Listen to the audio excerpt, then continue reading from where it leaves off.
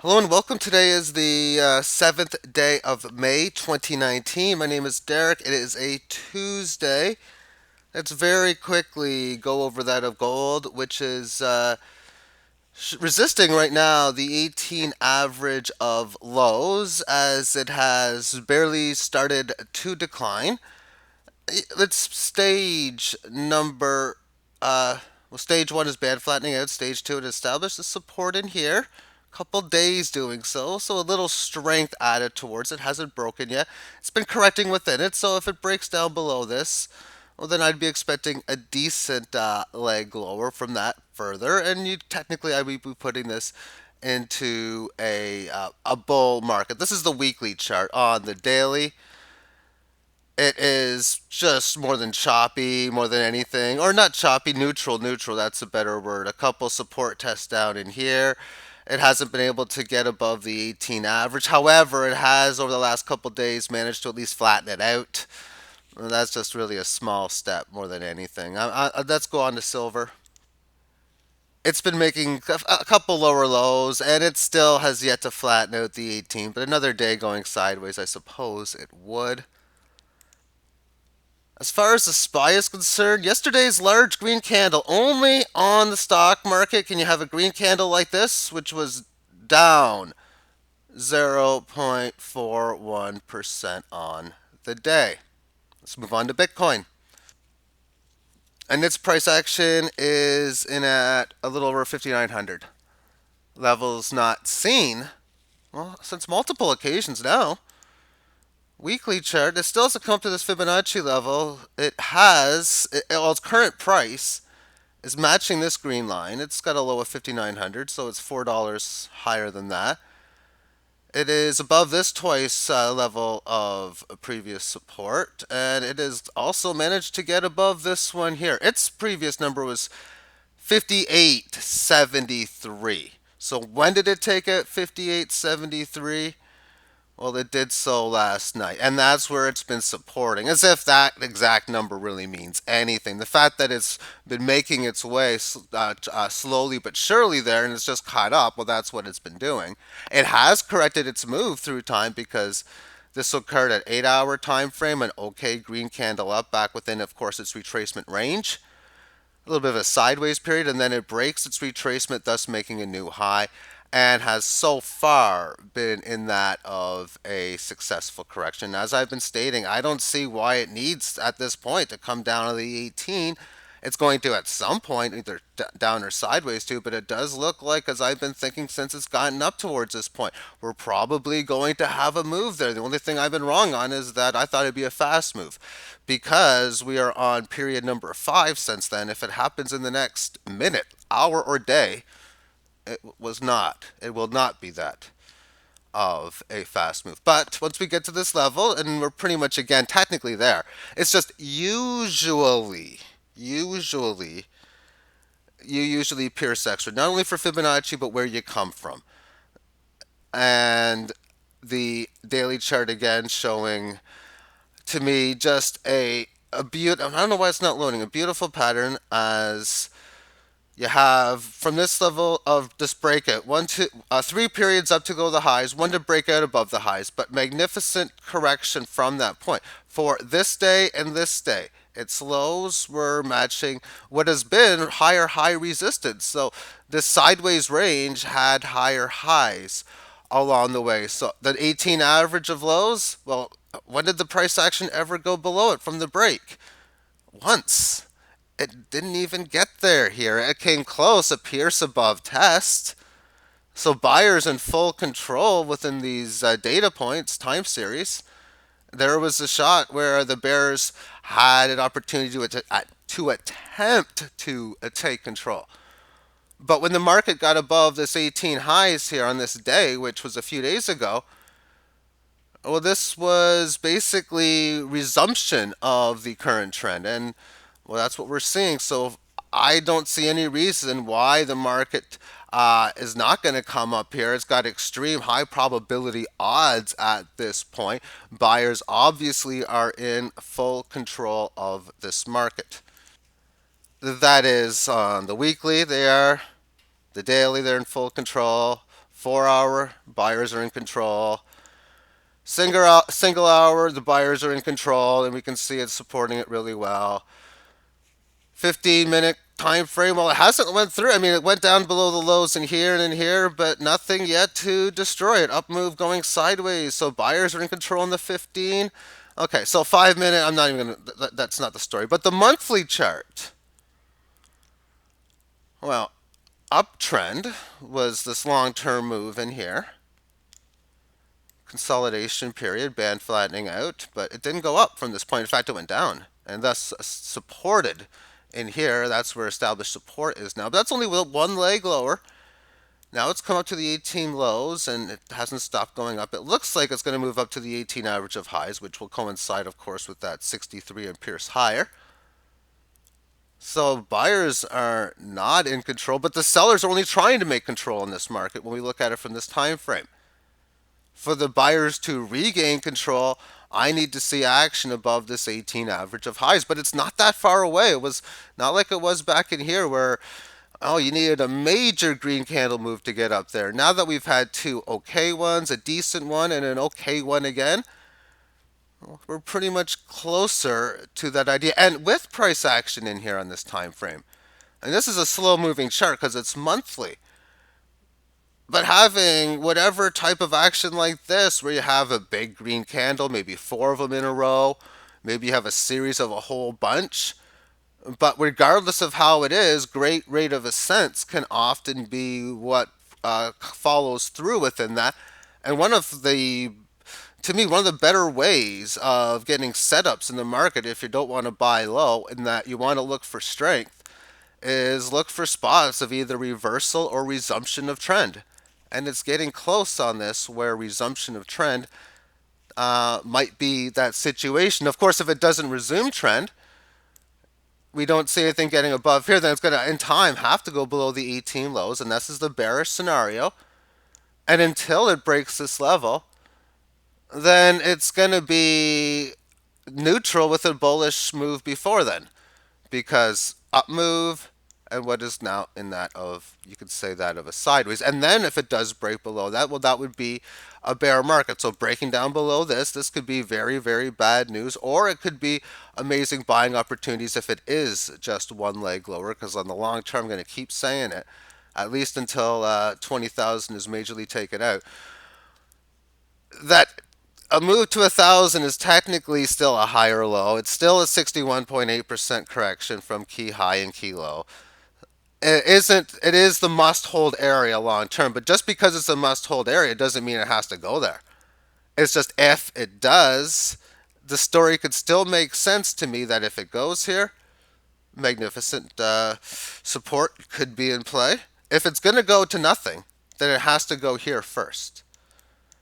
And if it's going to go big, well, then it either has to bottom here or bottom somewhere else. But if it's going to go big, way up high, it's unlikely it's going to go down here before it goes there. And it's becoming really unlikely that it's not only not going to go down to 11, but it's not even going to go back to 3,000.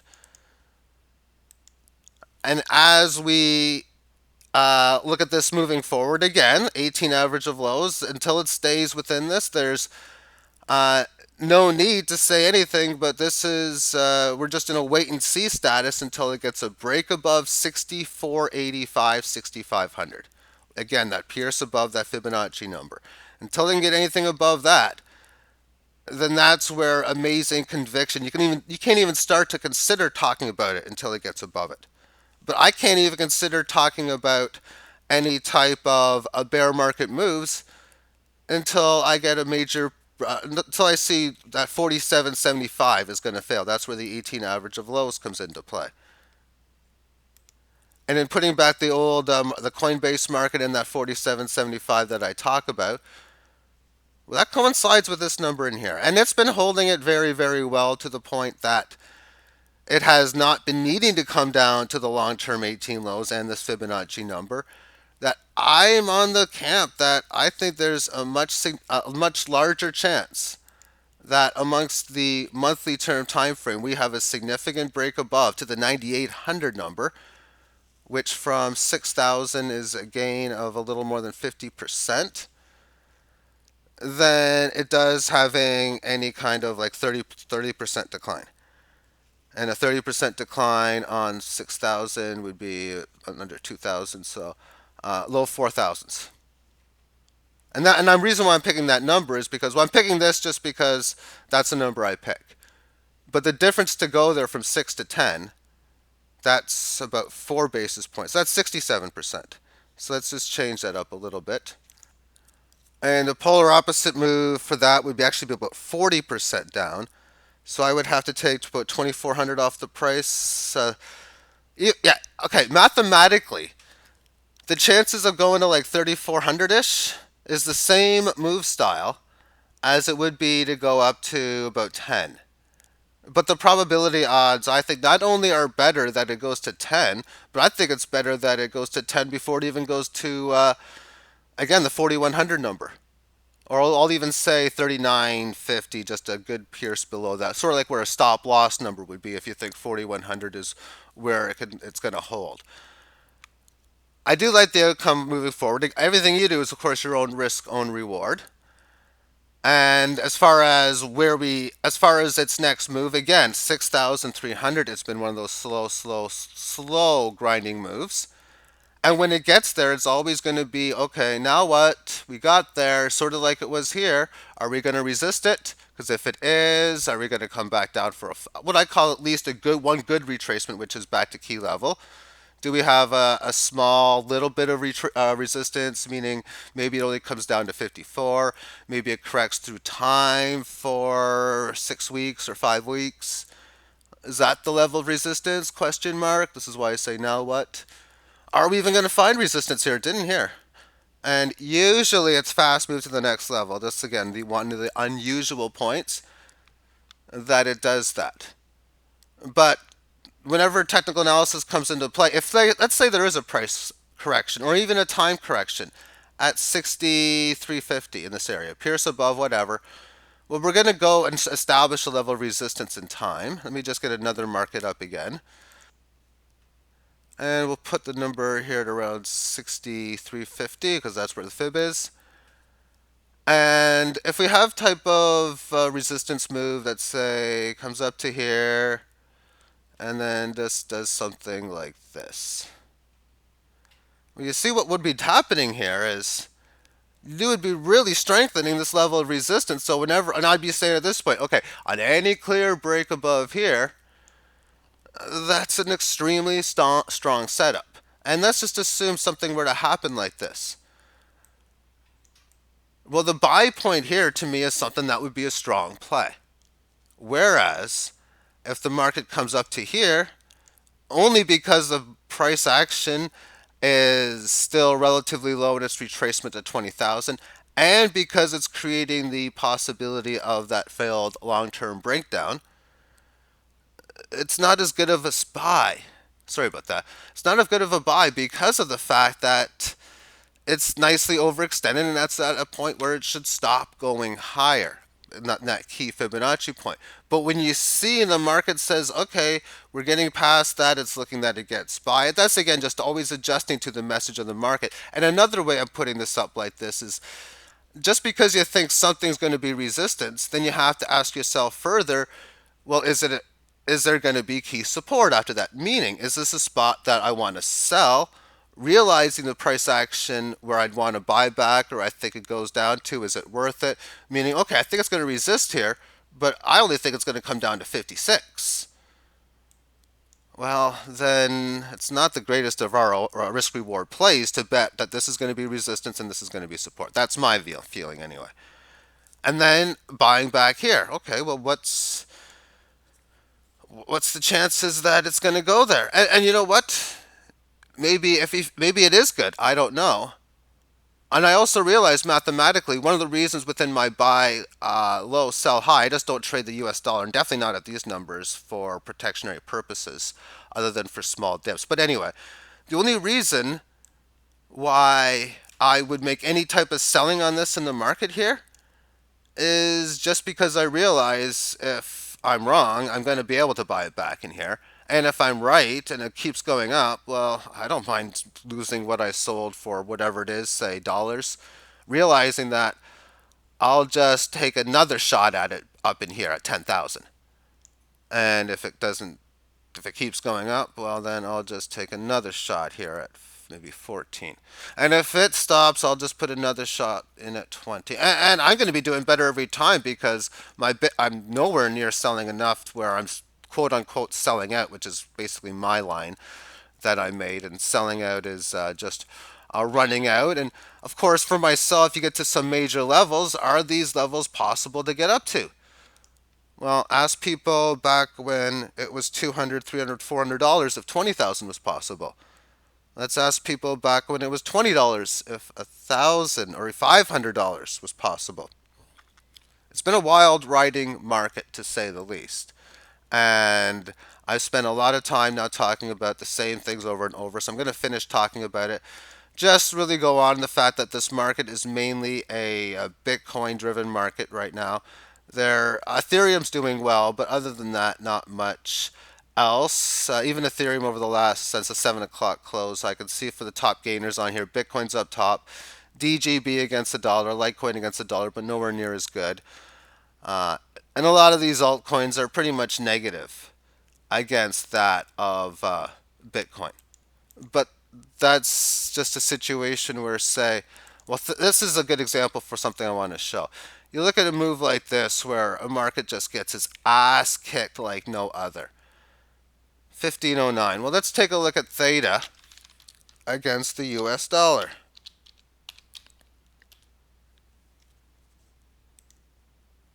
It's not in an uptrend, but it's not getting its ass kicked either. So then, I wouldn't be surprised, like a lot of times this has happened in the past, that if we're going to have decline in altcoins with Bitcoin doing well, it's just going to be a matter of when for at least the coins that are going to be good, if not even the ones that are not. For back in 2016 into March of February, into the end of February of 2017, Bitcoin was just continuously chugging its way higher. 300, well, not 300, 400. We'll start with 500, 600, 700, 800, 900,000, 1100, 1200, and well, it's about as high as it got before March came into play in the end of February of 2017. Then all the altcoins went up, which meant it could have been very common as a trader to go through this entire time, maybe start with, I don't know, X amount of Bitcoin, and then notice that when February 2017 had come along, that your dollar value was a little bit higher and your Bitcoin value was a little bit lower. So maybe you had 10% less of a Bitcoin value, 15%, because, okay, you're making a few good trades here and there, but oh my goodness, Litecoin's down 40%, this coin was down 30%, that was down 25%, that was down 50% against Bitcoin. And then all of a sudden they'd all go up big. And now let me just quickly put on another chart that was actually around back then, like we'll say Litecoin. And we'll take a look at this on the monthly chart while we're here. Yeah, so back in 2016, we could see February, it just stayed in this dollar range. It just pretty much went sideways when Bitcoin goes up. And if altcoins do the same thing again, well, that means they'll go down against Bitcoin. And then, something like this happens. And a lot of the other coins shared similar sort of looks. And maybe a little different, but Monacoin in here, look, early 2016, it's about 6 2/3 of a pennies, just hanging in the range. Then there was this failed breakdown, bringing it down to 1.7 cents. And it would get back to this level here in, well, February, March, and then up it went. Thank you for tuning in to this morning's video. And then there might be.